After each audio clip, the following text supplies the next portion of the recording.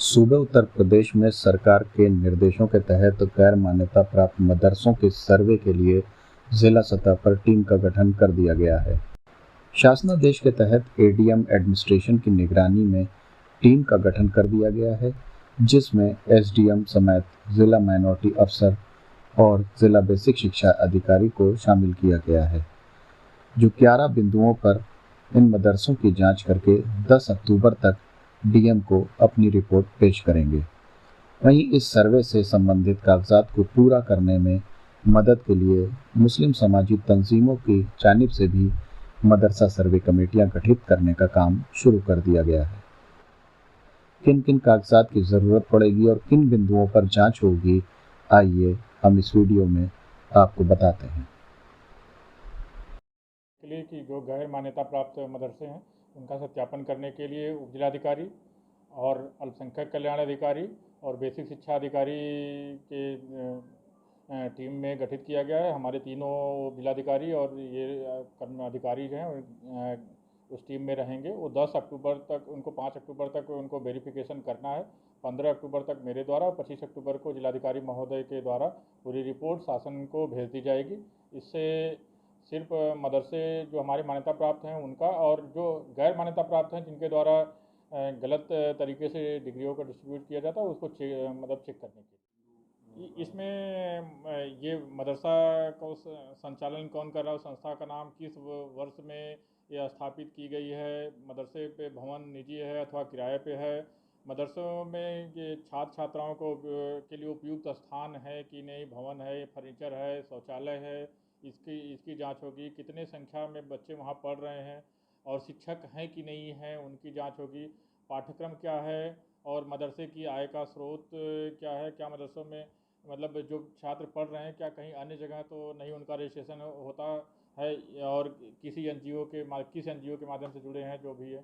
बस इन्हीं बिंदुओं पे जांच करनी है। सभी मदरसा संचालकों से मेरा यही अनुरोध रहेगा कि आप जो जो ये डॉक्यूमेंट्स मांगे जा रहे हैं उन डॉक्यूमेंट को दे दीजिए।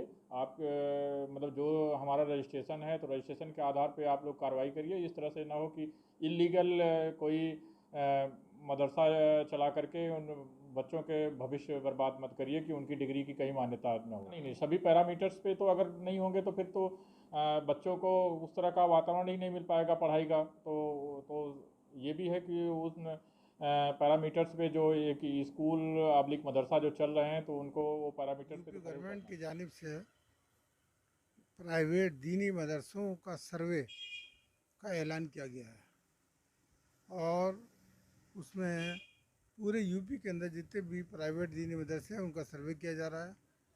और सर्वे के अंदर उन्होंने बाकायदा इस बात का ऐलान किया है कि वो पूरा रिकॉर्ड चाहते हैं कि आया ये मदरसे जो हैं किस नाम से कायम हैं, कहाँ कायम हैं, आप मदरसा जो है ज़मीन आपकी अपनी है या किराए की है, आपके यहाँ मदरसे के अंदर बच्चे कितने हैं तालिब इल्म पढ़ने वाले हैं, मुकामी कितने हैं और बैरूनी अगर बाहर के हैं तो कितने हैं।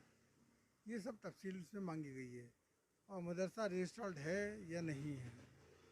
और दूसरी चीज़, ये मदरसों को जो चलाया जा रहा है उसका आमदनी का ज़रिया कहाँ से है और कितना खर्च होता है, ये पूरी तफसील उत्तर प्रदेश सरकार अपने सर्वे के ज़रिए से मालूम कर रही है, जिसका इन्होंने अभी ऐलान किया है कि 10 तारीख तक जो है गवर्नमेंट एक कमेटी बनाएगी और कमेटी का गठन करके जो ज़िलाधिकारी महोदय के अंडर की निगरानी में होगी वो अगले महीने के 25 तारीख तक उसको सर्वे को मुकम्मल करेगी।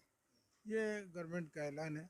हालांकि हमारा कहना ये है, जमात हिंद हमारे मरकज़ी जमात हिंद की मीटिंग हुई थी दिल्ली के अंदर, उसमें भी उन्होंने इस बात का ऐलान किया, दीनी मदरसों का भी ऐलान किया कि गवर्नमेंट को प्राइवेट मदरसों के सर्वे से कोई ताल्लुक़ नहीं है।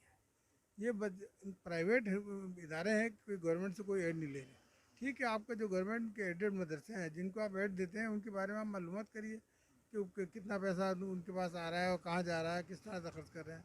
लेकिन ये प्राइवेट इदारे ये तो सिर्फ कौम के इस पर चल रहे हैं।